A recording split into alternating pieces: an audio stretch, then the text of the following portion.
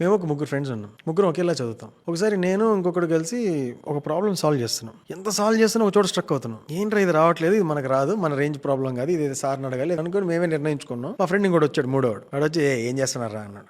ఈ ప్రాబ్లం రావట్లేదు బాబు, చూడు కొద్దిగా అన్న.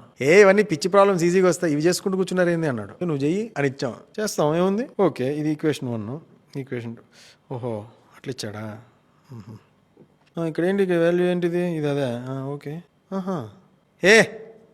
వచ్చేసింది చూడు, ఇదే ఆన్సర్ వచ్చేసింది, అంతే అయిపోయా, చెప్పినా కదా చిన్నపిల్లల లెక్కలు ఇవి అని వెళ్ళిపోయాడు. ఫస్ట్ ఆఫ్ ఆల్ మేము ఒక ప్రాబ్లం అనుకున్నాం, దాన్ని సాల్వ్ చేయాలి, ఇబ్బంది పడుతున్నాం. కానీ వాడు ఏ ఉద్దేశంతో స్టార్ట్ చేశాడు, ఈ ప్రాబ్లమ్స్ నన్ను ఏం చేయలేవన్న యాటిట్యూడ్ తో స్టార్ట్ చేసి వాడికి ప్రాబ్లమ్స్ వచ్చాయి. కానీ వాడి మైండ్ ఏం చెప్తుంది, ఇవి కాదు, ఇవి నీకు ప్రాబ్లమ్సే కాదని చెప్తుంది. మాకేం చెప్తుంది, అబ్బా రావట్లేదు, ఇది మన రేంజ్ కాదు అని మాకు చెప్తుంది మా మైండ్. ఎందుకంటే మా ప్రిపరేషన్ ఎలా ఉంది, మా యాటిట్యూడ్ ఏంటి, వీఆర్ నాట్ దట్ గ్రేట్ అని మేము నమ్మాం. కానీ వాడి యాటిట్యూడ్ ఏంటి, ఐ ఆమ్ గ్రేట్ అన్నట్టున్నాడు వాడు. రైట్ యాటిట్యూడ్ ఉందనుకో, nothing can touch us, I can do everything. Approach correct గా వస్తుంది. ఏదైనా ఇబ్బంది వచ్చినా మైండ్ సాల్వ్ అని చెప్తా ఉంటుంది, సాల్వ్ అయిపోతుంది, వచ్చేస్తాయి ఆన్సర్లు. లైఫ్ లో కూడా ఏదైనా కష్టాలు వచ్చినా, అమ్మో కష్టాలు వచ్చేసి ఇప్పుడు ఎలాగా అలా అనుకోకూడదు.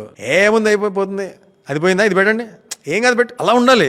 ప్రాబ్లం వచ్చేసి మనల్ని తినేస్తుంటే దానికి సరెండర్ అయిపోయి భయపడుతూ కూర్చోకూడదు. అసలు ప్రాబ్లమే కాదు, ఇది సొల్యూషన్ ఉంది నా దగ్గర, ఈ సొల్యూషన్ వర్కౌట్ అవుతుంది, ఇంకో సొల్యూషన్ ఉంది, ఇది కూడా వర్కౌట్ అవుదా, నేను ఆలోచిస్తున్నా సొల్యూషన్ ఏంటి అని. అంతేగాని భయపడట్లా. When you start thinking, you stop fearing. Solution oriented thinking ఎప్పుడు కూడా భయాన్ని తొలగిస్తుంది. So right attitude, right approach, right success.